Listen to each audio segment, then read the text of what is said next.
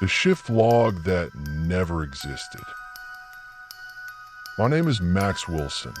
I'm 29 years old, and I never believed in anything supernatural until that night. The job sounded simple. Night security guard at a technical facility outside the city.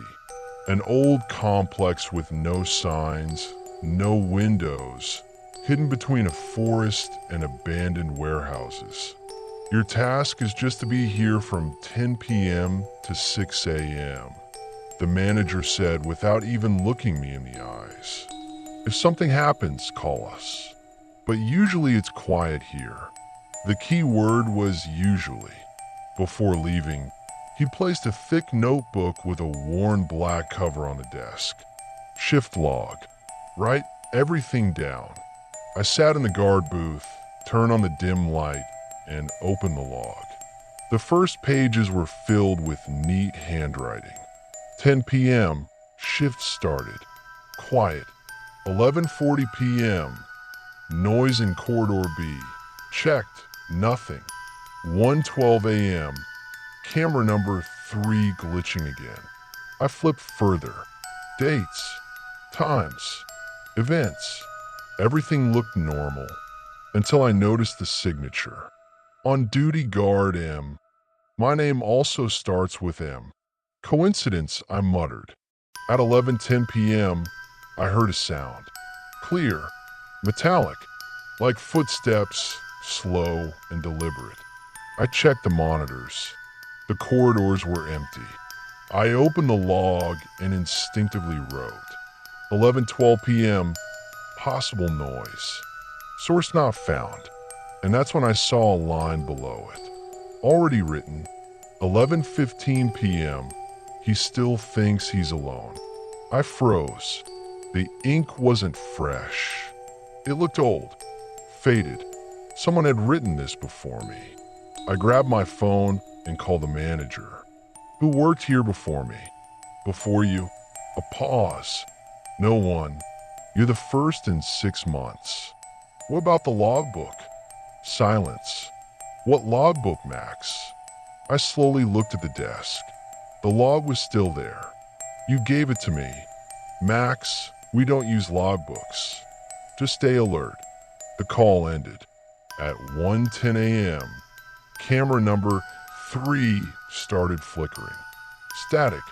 Then a silhouette, standing at the end of the hallway. Too tall, completely still. I blinked, it was gone. I opened the log. A new page.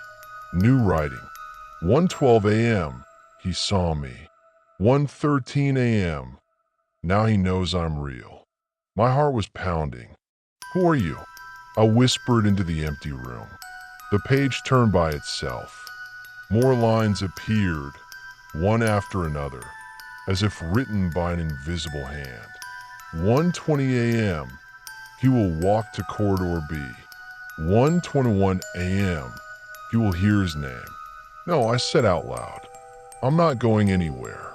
And at that exact moment, a whisper came from corridor B. Max! The voice was Mine. I don't remember walking there. It felt like my body moved without me. The lights flickered. The walls felt closer. And then I saw him, standing at the end of the corridor. My face, my clothes, but the eyes were empty. You're reading it from the wrong side, he said. He handed me the logbook. We're not guards, Max. We're records. Everyone who works here stays on paper. The facility doesn't allow witnesses. My fingers went numb. What if I stop writing? He smiled. Then you'll be written in. I woke up at the desk at 5:59 a.m. The pen was in my hand. The page was blank. I wrote, 6 a.m., shift ended. The facility has accepted the guard. The clock clicked. 6 a.m. The booth door opened by itself. A week later, a new guard entered the booth. On the desk lay an old logbook. On the first page, it read, Guard name, Max Wilson. Status: active. Below it, a fresh entry appeared. 10 p.m. He still thinks he can go home.